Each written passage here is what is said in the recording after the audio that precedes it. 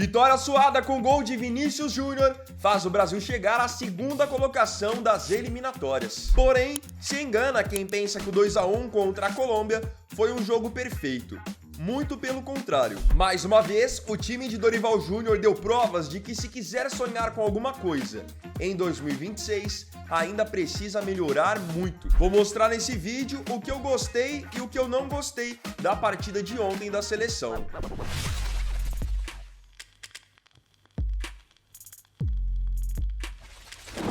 Ontem o Brasil foi a campo, jogando em casa contra a seleção da Colômbia e conseguiu vencer, vitória por 2-1, quebrando até o recente retrospecto que era mais favorável aos colombianos, porque a Colômbia vinha de uma vitória sobre o Brasil nas eliminatórias em 2023 e de um empate na Copa América em 1-1 em 2024. Agora o Brasil volta a vencer pelo placar de 2-1. É uma vitória que, na minha opinião, sim tem que ser comemorada, tem que ser exaltada, porque a seleção da Colômbia é uma boa seleção. Não é uma seleção top mundial, mas pro nível da América do Sul é uma boa equipe. Uma equipe competitiva, uma equipe intensa e que tem ótimos jogadores. O que eu entendo que não pode acontecer é achar que só porque ganhou da Colômbia tá tudo certo e não precisa melhorar nada. Ontem, no jogo, ficou nítido que o Brasil ainda precisa melhorar e precisa melhorar muito. A Copa do Mundo é praticamente daqui um ano. Estamos em 2025, então daqui um ano temos a Copa. Se o Brasil quer de fato sonhar com a conquista da Copa do Mundo e ser considerada uma das postulantes ao título, então, de momento, o futebol que a gente está apresentando ainda é muito pouco. Ontem vencemos com gols de Rafinha e Vini Júnior.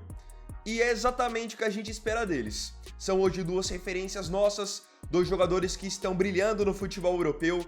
Então são esses jogadores mesmo que tem que aparecer e fazer diferença.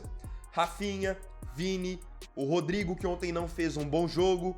Esses caras precisam chamar a responsabilidade e resolver. Eles não podem viver achando que em algum momento o Neymar vai voltar e vai ajudá-los. Não, se eles estão com ritmo, estão jogando bem em Barcelona, bem em Real Madrid, na La Liga, na Champions, então eles que têm que agora chamar a responsabilidade e resolver pela seleção também. Então o Rafinha fez um gol de pênalti numa jogada que ele mesmo construiu, uma bela enfiada de bola para o Vini Júnior, sofreu o pênalti, e depois o Vini Júnior salva a seleção brasileira com um gol de fora da área. O jogo ia terminar ali 1-1 e o Vini tirou da cartola um gol de fora da área depois da bola ter desviado. Agora vamos para os pontos importantes. O que eu gostei, o que eu não gostei e o que a seleção brasileira, no meu entendimento, pode melhorar. Primeiro ponto de tudo, o Brasil é um time que fica muito pouco com a posse da bola.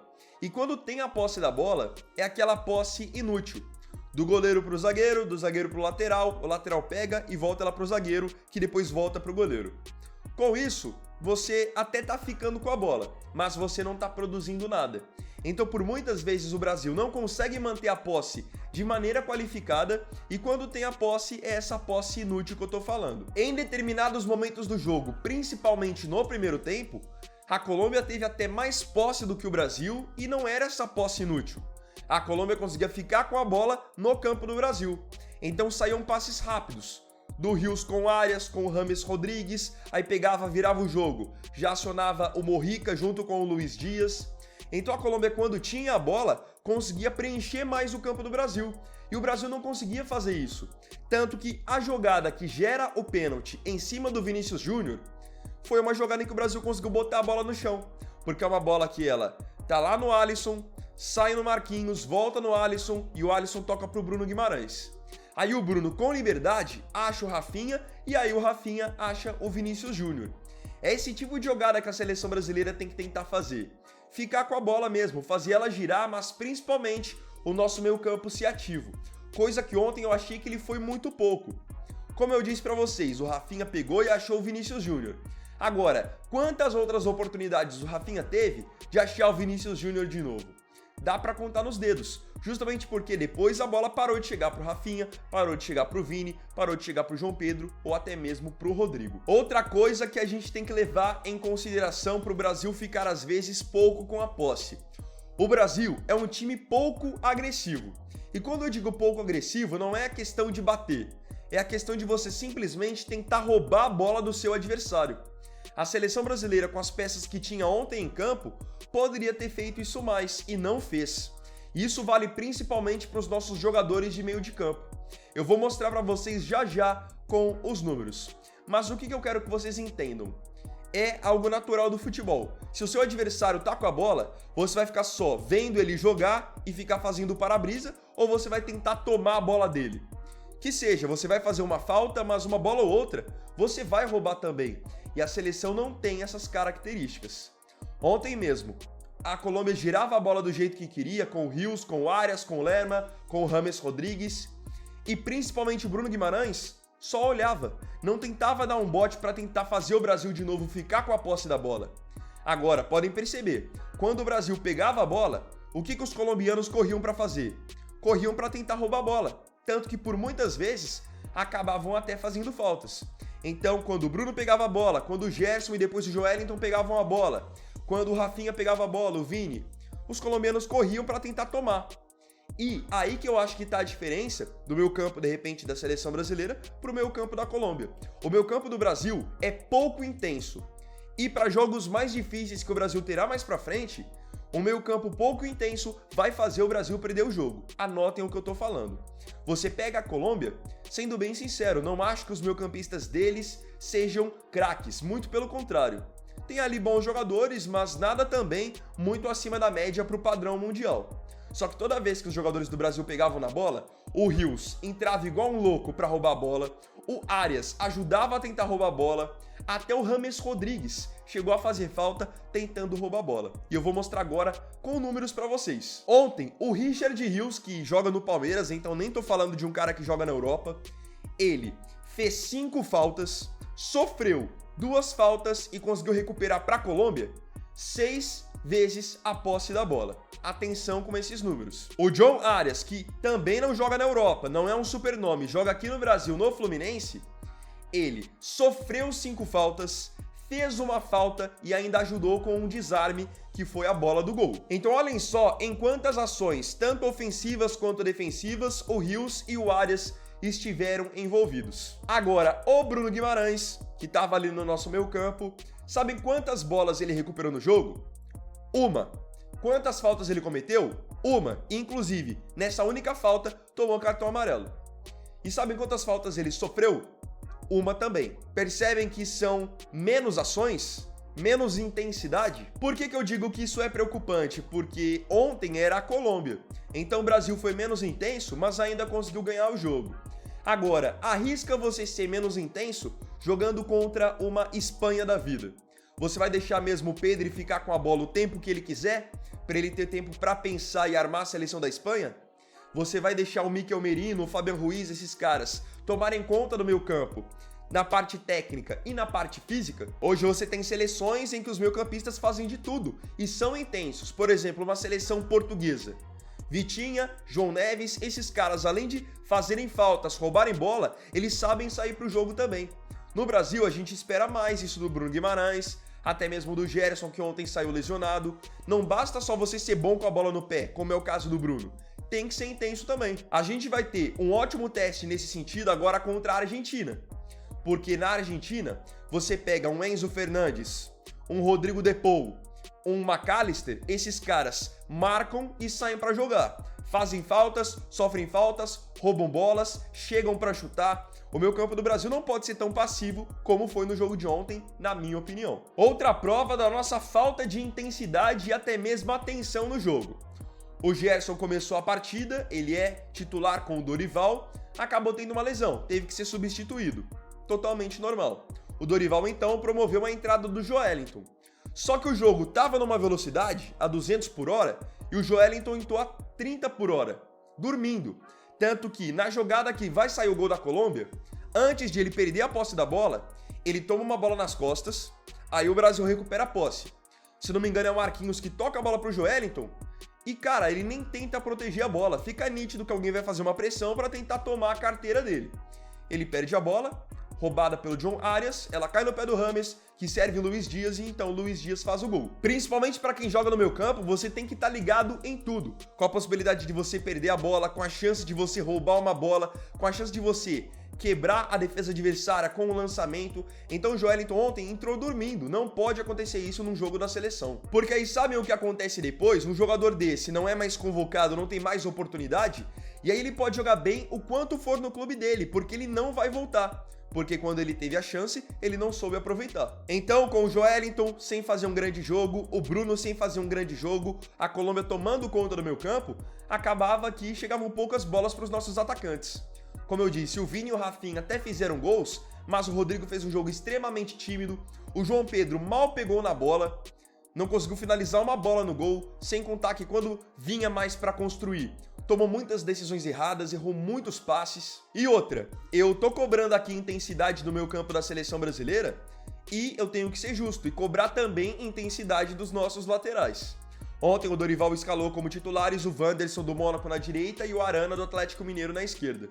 O Wanderson até fez um bom jogo, principalmente na minha opinião, marcando o Luiz Dias, que é um cara difícil de ser marcado.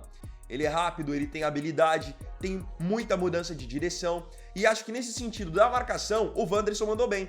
Só que o cara tem que ter essa força, esse fôlego para chegar para ajudar no ataque também.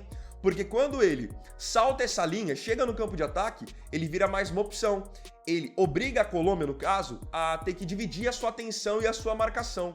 Tanto que logo no começo do jogo teve uma escapada do Wanderson, onde quase saiu o gol do Brasil, porque o Wanderson escapa, o Marquinhos lança para ele e quebra totalmente a defesa da Colômbia. É que depois a jogada acabou não dando prosseguimento.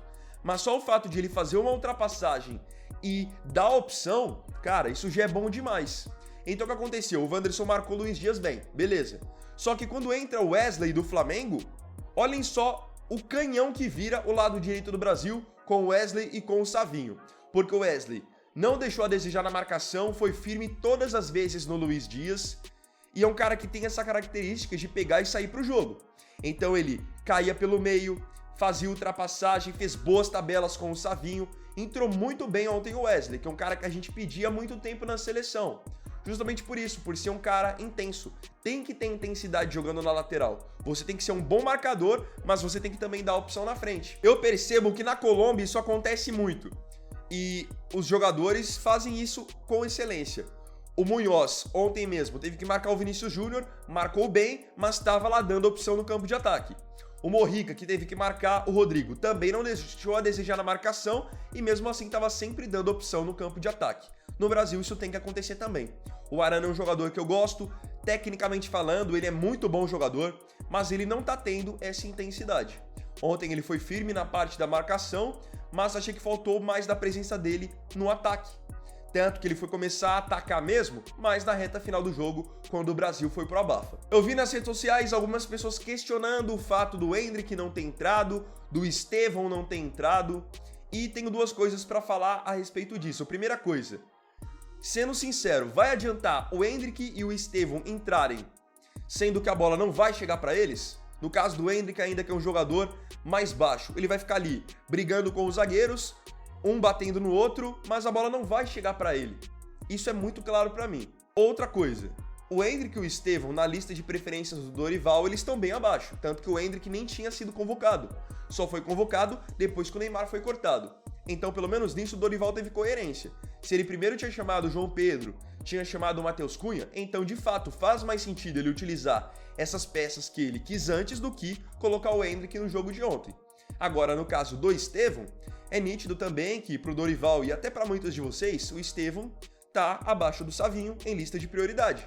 Até porque o Savinho já tem mais experiência e mais rodagem na seleção. Agora, eu quero citar um ponto aqui que ele não chega a ser diretamente ligado ao jogo. O que eu tinha para dizer de crítica e que o Brasil pode evoluir pro próximo jogo, eu já falei. Mas aqui entra um ponto interessante de comportamento. Cara, o Vinícius Júnior ontem fez um gol, sofreu um pênalti, fez boas jogadas individuais. Então o jogo dele ontem foi um bom jogo. É isso que a gente espera dele na seleção, né? Mais ou menos o que ele faz no Real Madrid, que é o quê? Decidir, chamar a responsabilidade, fazer boas jogadas. Só que falta às vezes, parece que muita inteligência e amadurecimento pro Vinícius Júnior. Ontem ele fez o gol, o Dorival quis fechar a casinha, tirou o Vini, colocou o Léo Ortiz. Principalmente pensando em bola aérea. Fez certo até na minha opinião. Só que o Vini, em vez de pegar e sair logo do campo, ele quer fazer cera, ele quer primeiro tirar as faixas e os próprios jogadores do Brasil não gostaram disso, como aconteceu no caso do Rafinha e também do Matheus Cunha. Eles foram lá empurrar o Vini para que ele saísse logo do jogo e o Matheus Cunha ainda nitidamente xingou o Vini. Por quê? O Vinícius Júnior estava pendurado. Se ele toma um amarelo ali de maneira ridícula, besta, ele fica fora do jogo da semana que vem contra a Argentina.